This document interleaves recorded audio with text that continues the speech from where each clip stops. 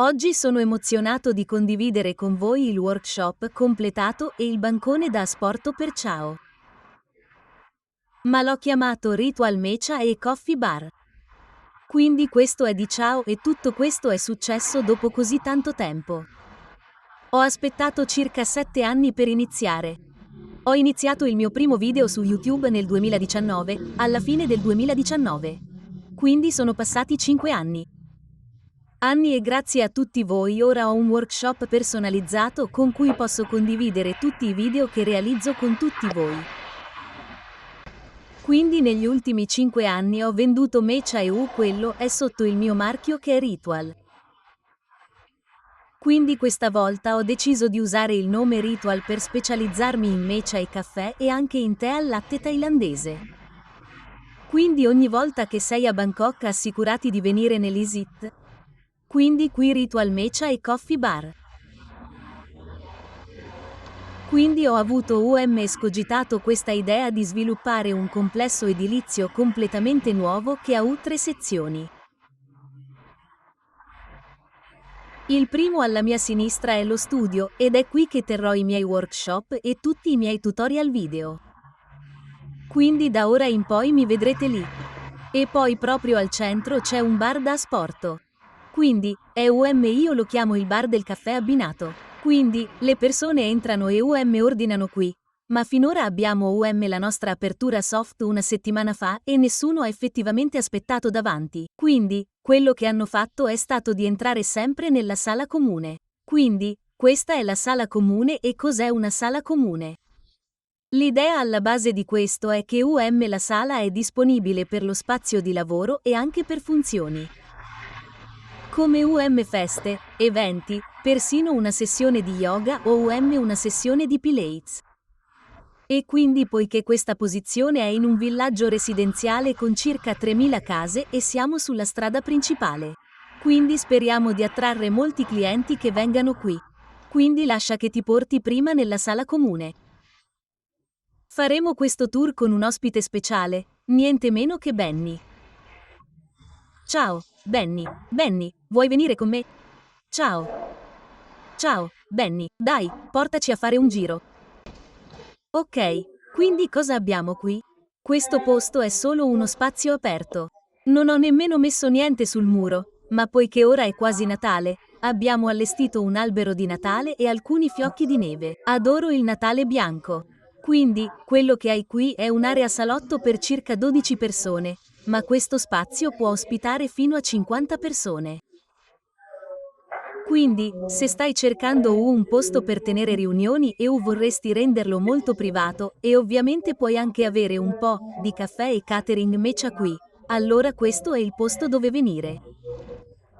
Ok, quindi, davvero molto spoglio. Ciò che è speciale di questo spazio è che puoi mettere qualsiasi cosa come ad esempio se hai intenzione di tenere una riunione con lo striscione della tua azienda puoi appenderlo al muro in modo che diventi tuo. Quindi è una sala comune. L'idea non è davvero di renderlo una mucca o un rituale.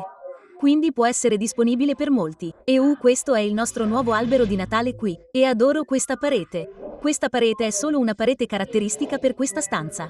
Puoi immaginare quanto tempo ci è voluto per farla. Ma è davvero bella. Ma sto ancora pensando a come manterrò pulita. Quindi, un sacco di prese di corrente qui. E andiamo nel nostro bar. Benny, vieni, vieni. Benny, vieni Benny. Quindi, Benny mi mostrerà il bar. Quindi, come puoi vedere, Benny e io siamo abbinati, giusto? Quindi, quello che abbiamo qui, penso che tu abbia già visto il mio bar del caffè qui ora è un po' più funzionale e viene utilizzato, quindi è più disordinato. Quindi questa è la mia sezione del caffè lì. E questo è il bar del Mecha qui. Quindi quando le persone vengono e ordinano, quindi quello che dobbiamo fare è davvero tipo parlare con loro attraverso la finestra. Non ha ancora funzionato davvero in quel modo. Tutti volevano solo entrare perché sai che a Bangkok fa abbastanza caldo e quindi tutti vogliono solo fermarsi e prendere un po' d'aria fresca usando questa stanza che è una stanza con aria condizionata. Adoro il design di questa stanza. Puoi vedere tutte le luci qui. Di notte potrebbe essere molto accogliente, e come puoi vedere ha quella UM20 illuminazione lì, ed è molto luminosa e ariosa anche se è abbastanza vicina. Non è uno spazio grande ma è comunque abbastanza funzionale. Quindi ehi, dai. Fai una foto vicino all'albero. Quindi, Benny non è ammesso qui in una giornata normale, ma gli piace davvero questo posto. È qui da quando è stata costruita questa struttura. Quindi, si sente il re di questo spazio, ma lo è. Ok, Benny, andiamo dall'altra parte. Quindi, quella era la sala comune. Ora, andiamo nel nostro laboratorio. Nel laboratorio. È scritto abbastanza chiaramente qui. Questo è il laboratorio per bambini, quindi sono davvero molto soddisfatto di questo. Quindi tengo corsi di bubble tea e anche corsi da barista. Quindi abbiamo un sacco di macchine qui che possono essere utilizzate dai nostri tirocinanti. Quindi sono molto orgoglioso di questo spazio.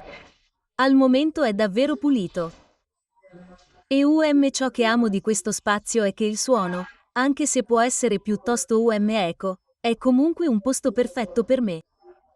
Quindi, faccio il mio lavoro qui durante il giorno e faccio anche i miei video. Sono sicuro che mi vedrete molto in questo spazio. Quindi, qui ho la mia targa di YouTube qui. Spero di ottenere la prossima che è per 1 milione di iscritti. Con il vostro aiuto, possiamo arrivarci, ok? Quindi, ho alcune macchine da caffè qui che sono economiche. E poi, qui, ho le macchine da caffè, che vengono dall'Italia, che possono essere utilizzate per esercitarsi durante un corso di formazione da barista. E poi, qui, tengo anche i miei workshop di matcha per un gruppo di persone fino a 2 o 3 persone qui, ma la maggior parte dei miei corsi di formazione sono ora, privati. Quindi, coloro che desiderano avviare la loro attività di caffetteria e anche la loro attività di bubble tea e un po' di attività di matchup. Bene, quindi vorrei farti alcune domande. Ok, Per i nostri spettatori da sapere. Quindi cosa ha ispirato la creazione di questo workshop e della sala comune? Beh, in realtà è un po' come un sogno per me lavorare da casa e dopo alcuni posti in cui effettivamente ho creato alcuni posti prima di questo ho deciso di renderlo più vicino a casa. Quindi ho costruito questa struttura che è in realtà dove vivo nella stessa zona. E quindi, vorrei anche essere in grado di condividere ora le deliziose bevande che preparo con le persone che sono là fuori invece di prepararle solo per me stesso, per i miei amici e la mia famiglia e un sacco di incoraggiamento anche dagli spettatori. Ok, quindi questo è per i nostri spettatori che vogliono aprire una caffetteria o che hanno in programma di diventare un barista.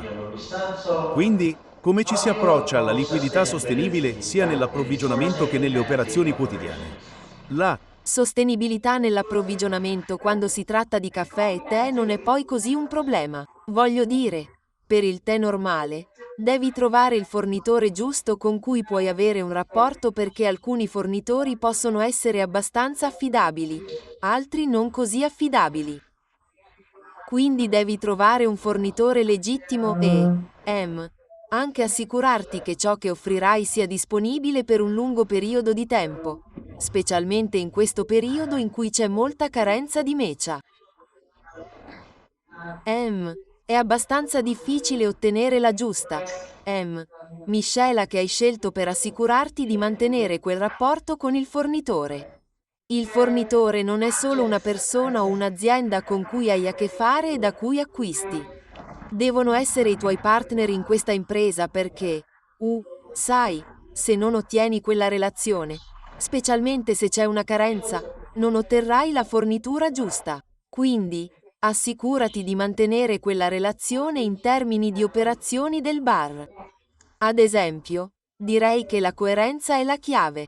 Quindi, devi sempre assicurarti che tutte le tue bevande siano costantemente servite nella giusta proporzione di gusto, presentazione. C'è sempre la possibilità che tu voglia aggiornare, sai, cambiare il modo in cui fai le cose, e quindi è meglio.